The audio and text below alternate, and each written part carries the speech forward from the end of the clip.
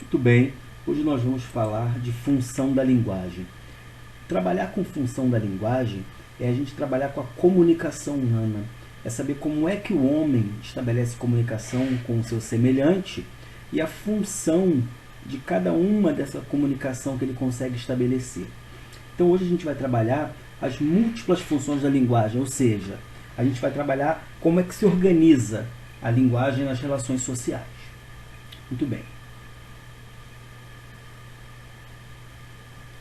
Antes da gente entrar de fato na linguagem, nós vamos trabalhar hoje com uma revisão do que seja comunicação e os seus elementos constitutivos, o que forma, né, a comunicação, o que constitui uma comunicação.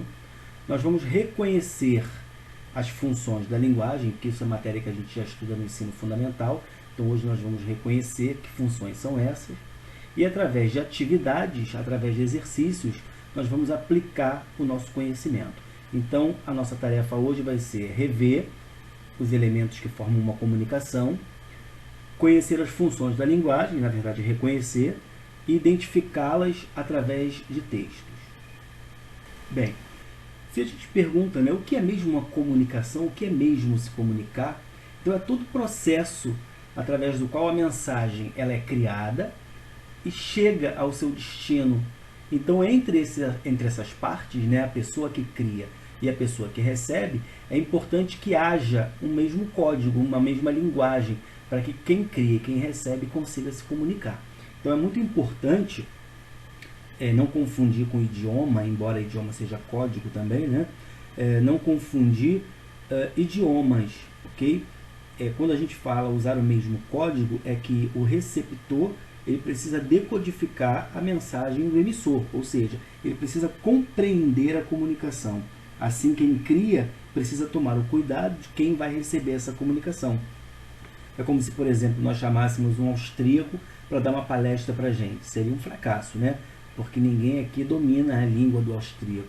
Então, para que haja comunicação, é preciso que ambas as partes, emissor e receptor, estejam antenados, estejam falando a mesma língua, vamos dizer assim. Vamos dar continuidade. Quais são os elementos que formam uma comunicação de modo que a gente possa avaliar que essa comunicação é eficiente, ela esteja acontecendo, ela esteja sendo realizada de forma concreta? Vamos ver. A gente precisa de um referente. O referente é o motivo, né? É um contexto. É sobre o que vamos comunicar. Essa comunicação, ela parte de um pressuposto, ela parte de algo que deu origem a essa comunicação. É o que a gente vai chamar de referente ou referencial. O emissor é o responsável pela comunicação, pela criação da comunicação. É ele que cria o que ele pretende comunicar, que vai se destinar, né, a um receptor, aquele que vai decodificar a mensagem. Então, o emissor, ele cria e o receptor decodifica. O canal, turma, vamos ficar bem atento a isso aí, tá? Para não ficar preso à questão de canal de televisão, não. Canal é todo meio que a comunicação chega até o receptor. Ou seja, o emissor, ele cria uma comunicação e essa comunicação precisa chegar ao receptor.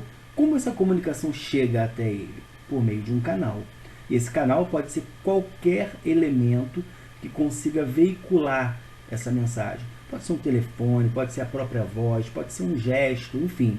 Qualquer que seja o meio pelo qual a comunicação chega ao receptor, nós vamos chamar de canal. A mensagem é o conteúdo em si, né, aquilo que a gente pretende comunicar. A mensagem sempre vai estar ligada a essa questão do referente, ou seja, houve um motivo, eu crio a mensagem, como ela chega.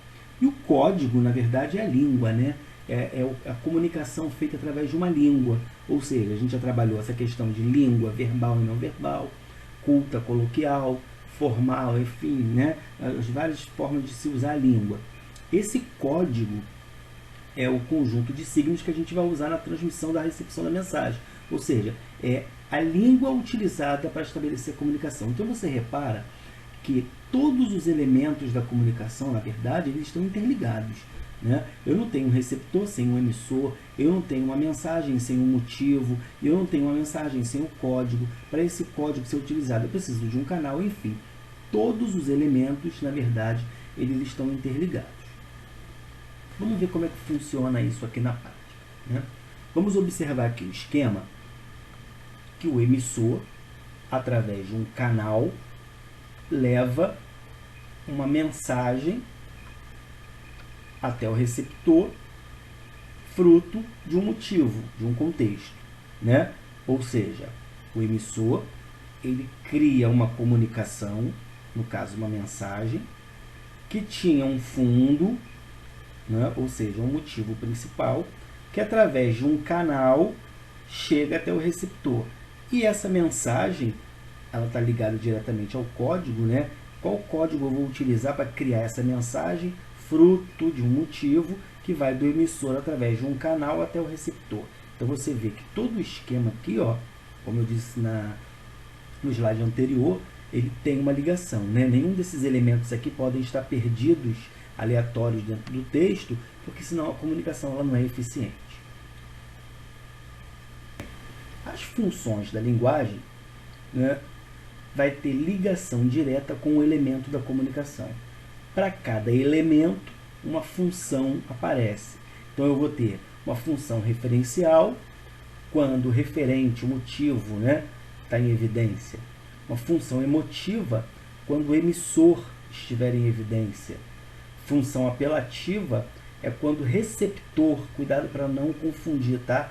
É conativa com conotativo. Conotativo é sentido figurado. Conativa é quando a função está centrada no receptor. A função fática vai estar ligada diretamente ao canal utilizado pela comunicação. A função poética tem ligação direta com a mensagem, como é que eu criei essa mensagem. E a metalinguística vai ter ligação direta com o código. Então você vê que para os 6 elementos da comunicação surgiram 6 funções da linguagem.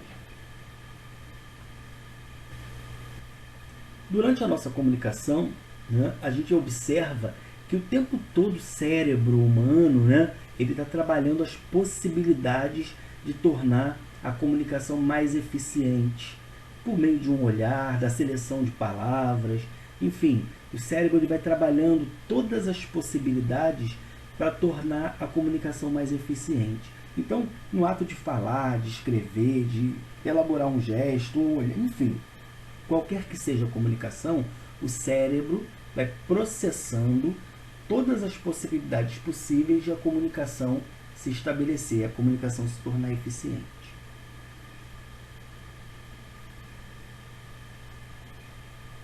Agora, de fato, nós vamos cada uma das funções da linguagem. Eu vou tentar explicar com calma cada uma delas, trazendo sempre um exemplo para a gente poder entender. Então, vamos conferir.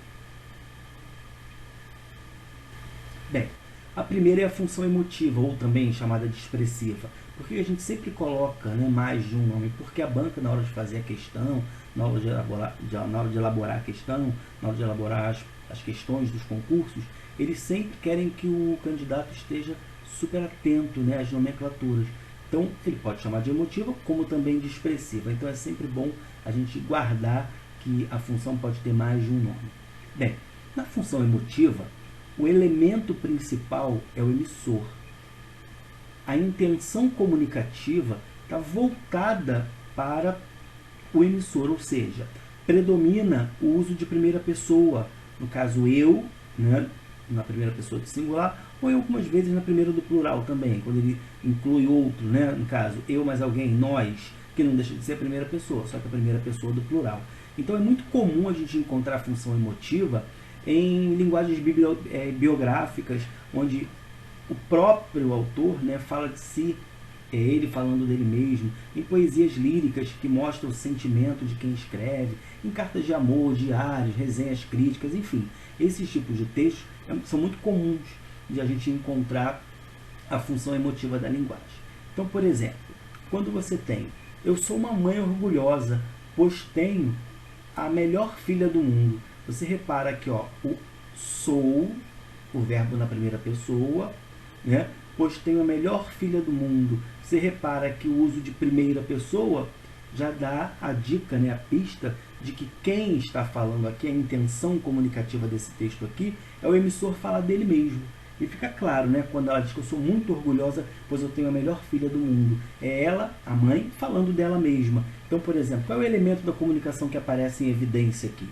O elemento que sobressai aqui é o próprio emissor, no caso o uso de primeira pessoa, o eu. Então a gente tem aí uma função emotiva. Então, usou primeira pessoa, o texto chama atenção para a pessoa que cria a comunicação, ou seja, ela quer falar dela mesma, então você já sabe que ali você tem função emotiva da linguagem. A função apelativa ou conativa, cuidado para não confundir com conotativo, o elemento principal é o receptor. Quem cria o texto fica preocupado em se dirigir ao receptor. A intenção comunicativa está presa em quem lê. Por exemplo, é comum você usar o pronome você, se dirigindo à pessoa, né, que está lendo, vocativos, né, senhor, prezado senhores, querido, né, ou vocativo, quando você invoca, né, meu Deus, minha Nossa Senhora, quando você invoca um termo. Então, quando aparecem vocativos, usos de pronomes, né, principalmente de terceira pessoa, e os verbos no imperativo, quando ele se dirige a quem lê, nós já temos então aí uma dica de que o texto está voltado para o receptor. E texto voltado para o receptor, função apelativa. Por exemplo, está com raiva do namorado? Morde aqui, repara, ó, verbo no imperativo, ele fazendo a pergunta ao receptor, ao leitor, né, a pessoa que está lendo o texto, o autor, a pessoa que cria esse texto aqui, ele tomou cuidado de se dirigir à pessoa que lê. Então você observa que o uso do verbo no imperativo, ó, morde, aqui já te dá a pista de que a intenção comunicativa é que o texto esteja voltado para o receptor. Se o texto está voltado para o receptor, a gente tem então aí função apelativa da linguagem. O Machado de Assis ele costuma fazer muito isso. Nas leituras, né, que a gente faz das obras do Machado, a gente encontra o tempo todo o narrador para a narração e se dirige ao leitor. Né? Prezado leitor, caro leitor, fique atento, prezado leitor. O tempo todo o Machado de Assis ele força o contato com o leitor. Então, quer dizer, quando ele se dirige ao leitor pedindo que ele tenha atenção, que ele perceba a ação do personagem, aí você já sabe que tem uma função apelativa da linguagem. A função referencial é quando a comunicação ela não tem nada a ver com o receptor, nem sei quem escreveu, aliás, o emissor, eu nem sei quem escreveu, como eu também não sei a quem se dirige o texto, não tem um destinatário específico, é qualquer pessoa, qualquer leitor. Então o texto nem se dirige ao emissor, como também não se dirige ao receptor. Então esse texto vai estar centrado no quê? Ele vai estar centrado no contexto, no referente, a razão pela qual, o motivo pelo qual aquela comunicação apareceu.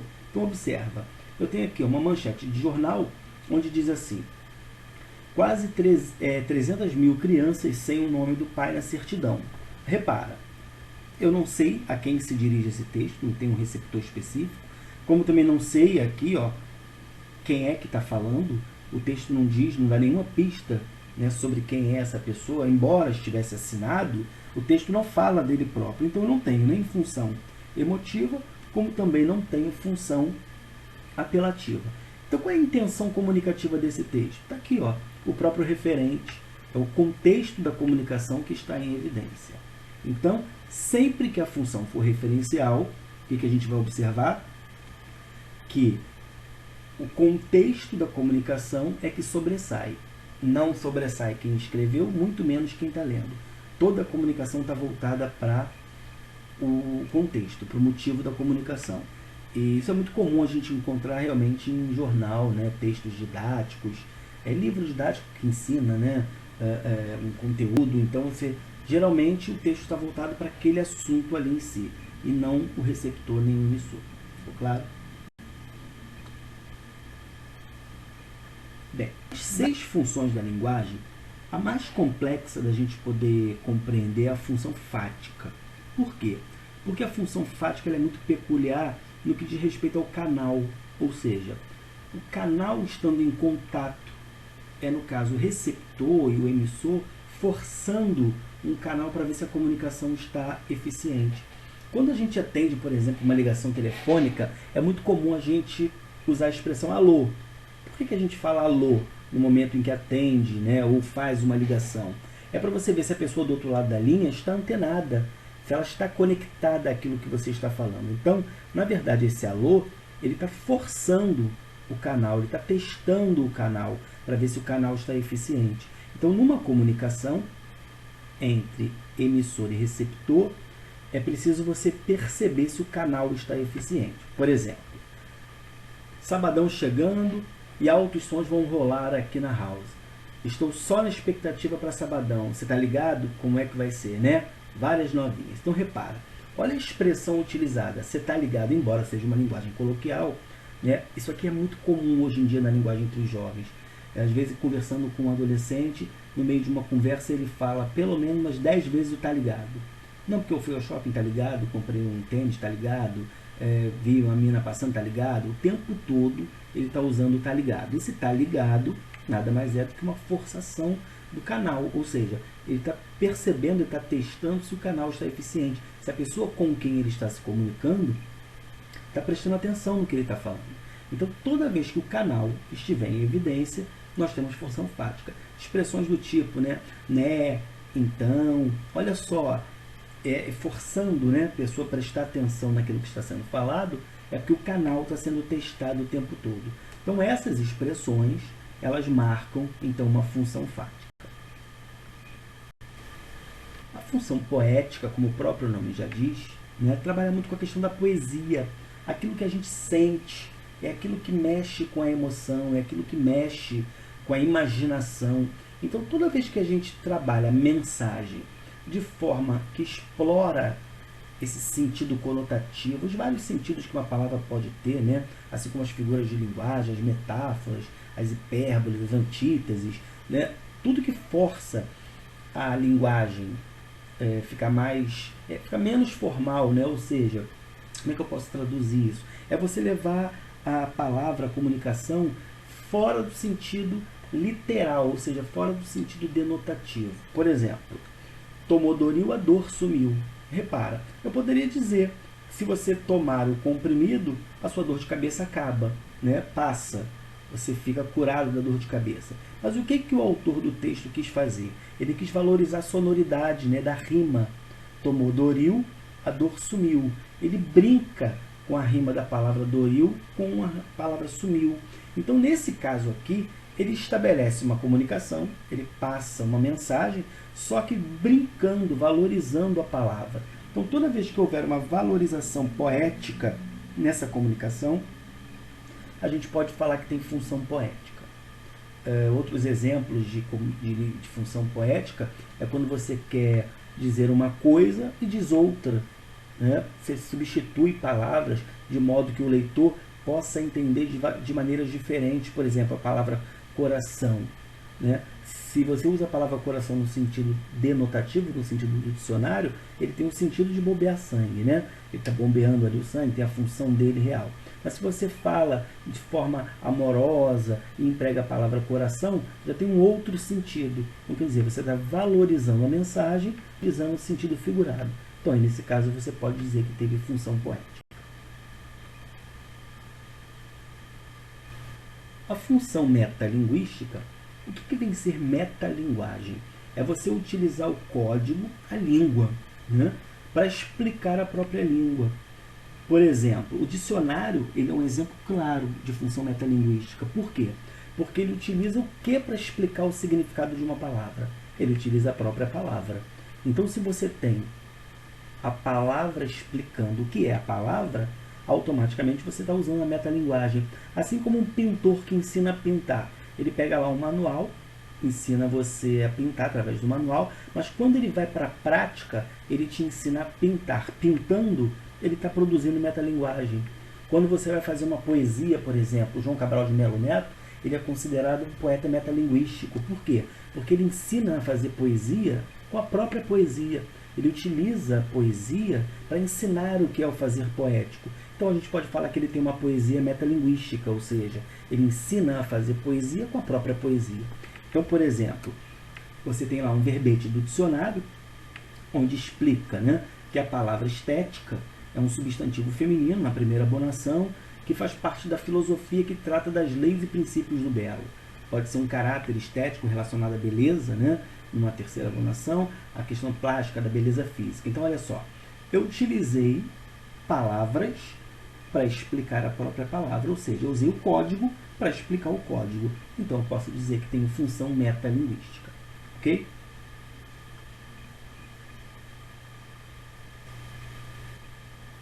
Atenção! Eu posso dizer que um texto apresenta mais de uma função da linguagem? Sim. Eu posso encontrar dentro de um texto as 6 funções da linguagem? Sim. Então, qual é o cuidado que eu vou tomar? Sempre que aparecer mais de uma função da linguagem dentro de um texto, o que eu vou perceber? Aquela que predomina, aquela que sobressai entre as demais. Então, dentro de um texto que aparecem as 6 funções da linguagem, uma tem a intenção comunicativa, ou seja, o elemento da comunicação de uma delas está em evidência. Então, através desse elemento da comunicação, é que eu vou determinar qual é a função que predomina. Vamos supor, eu pego um poema da Cecília Meirelles, onde ela fala dela mesma. É claro que, por ser um poema, tem função poética, não tenho dúvida, né? Vamos supor que ela explica nesse poema como ela aprendeu a fazer poesia. Tem metalinguagem, porque ela usou um poema para explicar o poema. Mas a intenção comunicativa desse poema é o quê? É a Cecília Meirelles falar dela mesma que ela aprendeu a fazer poesia com poesia. Então, olha só, tem função poética, tem função metalinguística, mas a intenção comunicativa está em quem? No fato dela falar dela mesma. Então, a função emotiva predomina. Por quê? Porque o eu, a primeira pessoa, sobressai. Aqui eu fiz um resuminho para vocês observarem, né? Que o emissor, onde aparece a função emotiva, se ele estiver em evidência, cria uma mensagem por conta de um contexto para chegar ao receptor, utilizando um canal e um código. Então você vê que o emissor cria uma comunicação, uma mensagem, fruto de um motivo, através de um canal para chegar ao receptor, e utiliza para isso um código. Eu posso ter os 6 elementos da comunicação dentro de um texto, mas apenas um vai sobressair. Perfeito? Vamos ver então aqui. Eu trouxe aqui umas questões para a gente poder analisar e ver se a gente tem dúvida, né, em relação ao conteúdo. Vamos ver aqui nas frases abaixo, identificar a alternativa em que a função apelativa da linguagem é a que prevalece. Bem, função apelativa, o que eu tenho que lembrar? Que função apelativa tem o receptor como elemento principal. Então vamos ver. Trago no meu peito um sentimento de solidão sem fim. Ó, ele já usou a primeira pessoa aqui, ó. Primeira pessoa, trago, eu, já não está ligado ao receptor. Está ligado a quem? Ao emissor, quem cria a comunicação. Não discuto com um destino, o que pintar eu assino. Mesma coisa aqui, ó. Uso de primeira pessoa, já sabe que a função é emotiva. Machado de Assis é um dos maiores escritores brasileiros. Não estou falando nem de mim, que sou o emissor, nem de você que está lendo. Estou falando de um assunto geral, né, do interesse público. Então aqui a função é referencial, não tem função apelativa. Conheça você também. Opa, olha aqui, ó. Ele se dirige ao receptor, usa um verbo no imperativo. Então, opa, letra D, já sabe que tem, né, função. Opa, vamos lá, marcar a canetinha. Já sabe que tem função apelativa. Por quê? Ele utilizou o você, ó, e verbo no imperativo. Ok? Então vamos lá, continuando. O poema ao lado, o autor expressa uma indignação diante do que observa. Esse poema aqui já é um poema conhecido, né? Todo mundo conhece esse poema do Manuel Bandeira. E ele pergunta, em qual verso podemos identificar essa indignação? E como podemos explicá-la diante do contexto a que o texto se refere? Ele diz, vi ontem o bicho na imundície do pátio catando comida entre os detritos. Quando achava alguma coisa, não examinava e nem cheirava, engolia com voracidade. O bicho não era um cão, não era um gato, não era um rato. O bicho, meu Deus, era um homem. Então, O verso aqui mostra que o autor ficou indignado com o fato, né, do ser humano estar se alimentando de lixo, comendo, né, detritos, como se fosse um gato, um cão, como se fosse até um rato, né, comparando a um animal. No último verso, quando ele diz, ó, o bicho, meu Deus, era um homem. Então esse verso aqui mostra uma indignação. Ele pergunta, que indignação é essa? Ele viu um homem catando comida, né, na imundície, olha o adjetivo que ele utiliza, né, na imundície do pátio, o pátio estava imundo e o homem estava lá catando comida. Então você vê que quando ele se dirige a Deus, ele mostra então a indignação. O uso de primeira pessoa do singular permite identificar que função da linguagem, ó.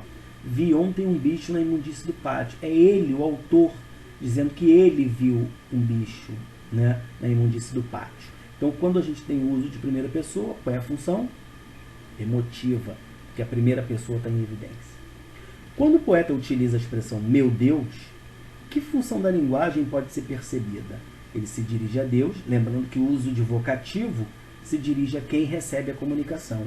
Se ele se dirige ao Deus, né, se comunicando com Deus, ele se dirige ao Deus usando um vocativo, função apelativa. Por se tratar de um poema, a função poética. Claro, todo poema tem função poética. Identifique pelo menos um elemento dessa função presente no texto. Quando o autor ele brinca com as palavras, né? Ele dá um sentido diferente do sentido real, quando ele fala, né? Vi ontem um bicho na imundície do pátio catando comida entre os detritos. Quando achava alguma coisa, não examinava e nem cheirava, engolia com voracidade. O bicho não era um cão, o bicho não era um gato, não era um rato. O bicho, meu Deus, era um homem. Né? Quando ele...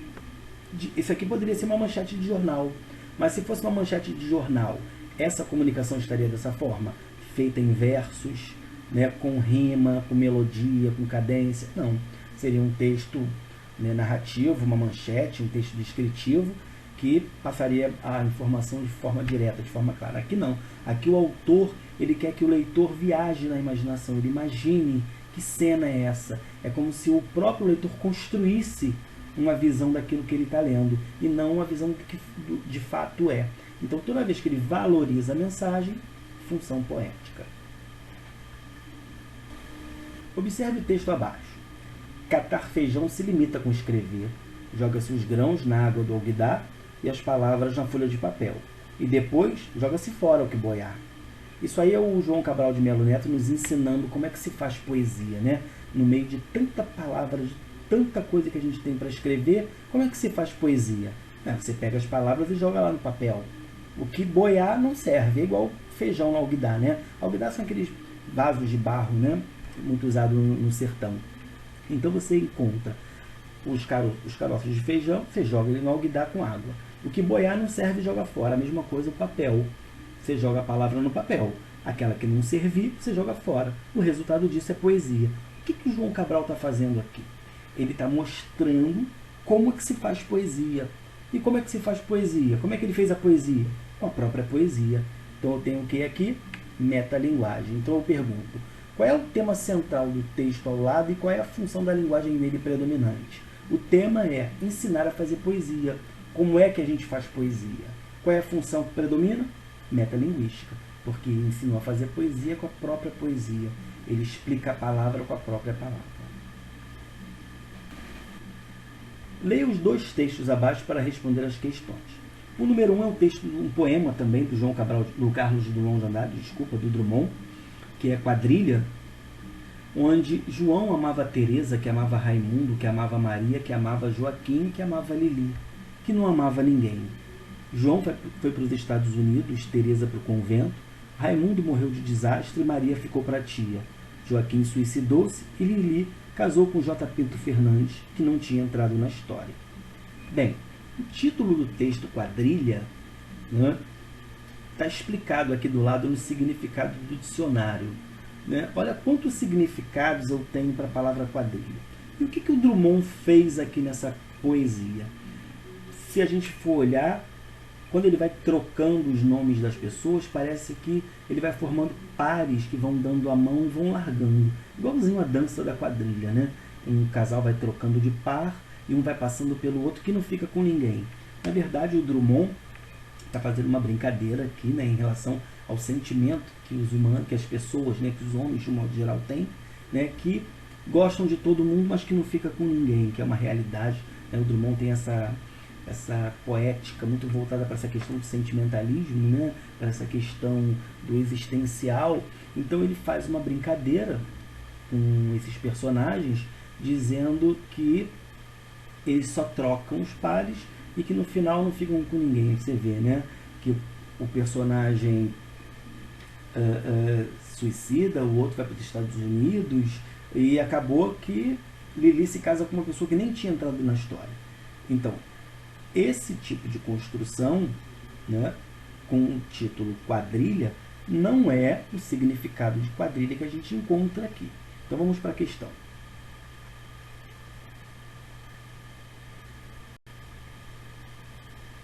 Textos, o termo acima é tratado com outro sentido, ou seja, fora do sentido habitual. No texto quadrilha, né, do Drummond, no texto 1, quando ele faz a brincadeira da troca de pares, e que na verdade não explica o que é uma quadrilha, né?